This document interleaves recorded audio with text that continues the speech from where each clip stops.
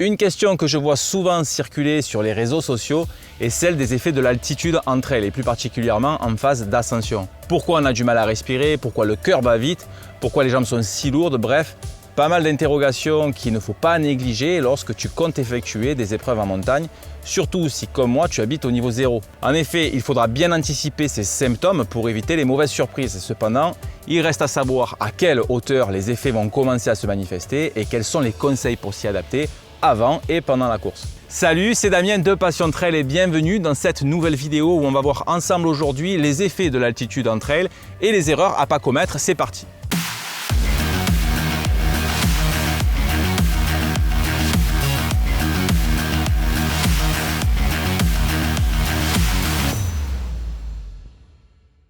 L'hypoxie, c'est le nom que l'on donne à ce phénomène lorsque la quantité d'oxygène distribuée dans le sang diminue. On va commencer par corriger une affirmation souvent citée par-ci par-là, à savoir qu'en altitude, il y a moins d'oxygène ou plus précisément de dioxygène ou d'O2.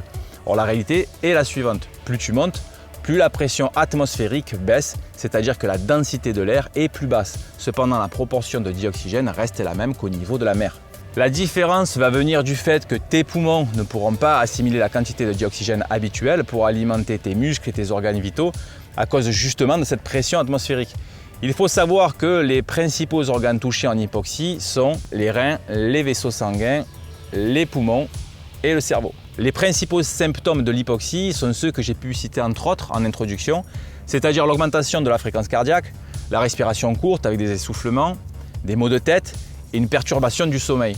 Dans les cas les plus graves, on a affaire au mal aigu des montagnes qui peut éventuellement se manifester par des sensations d'euphorie, mais aussi l'apparition d'œdèmes cérébraux et pulmonaires. Il n'y a pas vraiment d'altitude témoin pour ressentir les effets de l'hypoxie, mais on peut déjà sentir des symptômes perceptibles à partir de 1000 mètres, car il faut savoir que l'oxygène disponible à cette altitude n'est plus qu'à 90%, comme nous avons pu le voir dans le tableau précédent. La baisse de nos capacités est exponentielle lors du gain aussi d'altitude. Elles sont d'environ 70% au niveau du Mont Blanc à 4800 mètres et plongent à 20% au niveau de l'Everest à 8848 mètres. Bon, c'est sûr, on va pas se faire un trail tous les jours au sommet du Mont Blanc, encore moins à l'Everest, mais bon, il faut le savoir. Exposer ton organisme à une certaine altitude va le pousser à réagir et l'accommodation est la réponse de ton corps à ces premiers symptômes. Comment ça se passe? C'est très simple.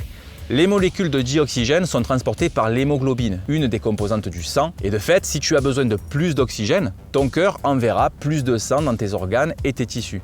D'où l'accélération du rythme cardiaque. Donc tu comprends bien que lorsque tu montes une côte de plus de 20% à 2000 mètres d'altitude, les besoins en oxygène pour cet effort concentrique gourmand en énergie vont être compensés par une augmentation anormale de ta fréquence cardiaque.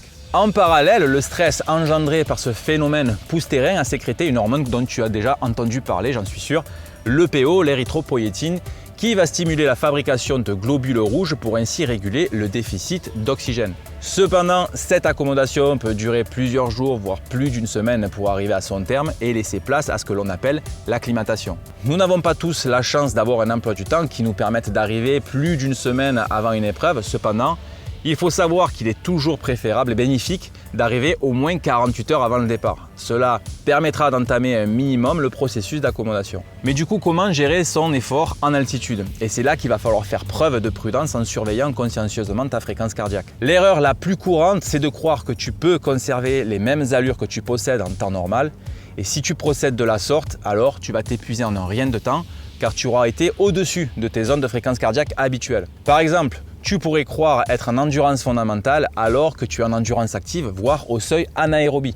Si tu vois pas de quoi je parle, je t'invite à aller voir cette petite vidéo qui résume tout ça. Depuis maintenant de nombreuses années, plus particulièrement après les JO de Mexico en 68, l'entraînement en altitude a suscité de nombreuses recherches jusqu'à aujourd'hui. Plusieurs protocoles d'entraînement ont été étudiés afin de connaître les effets bénéfiques de l'altitude sur les performances sportives. Les résultats sont en majeure partie positifs et sans équivoque. On peut voir d'ailleurs de nombreux athlètes effectuer des stages en altitude au cours de l'année. Les avantages que l'on peut tirer d'un tel entraînement sont multiples. Amélioration des capacités anaérobie, amélioration des capacités aérobie et amélioration de la récupération. Évidemment, il existe des protocoles bien précis à respecter afin de bénéficier des avantages que l'on vient juste d'énumérer. Cela va dépendre entre autres de l'altitude, du temps qu'on y passe et du type d'entraînement effectué.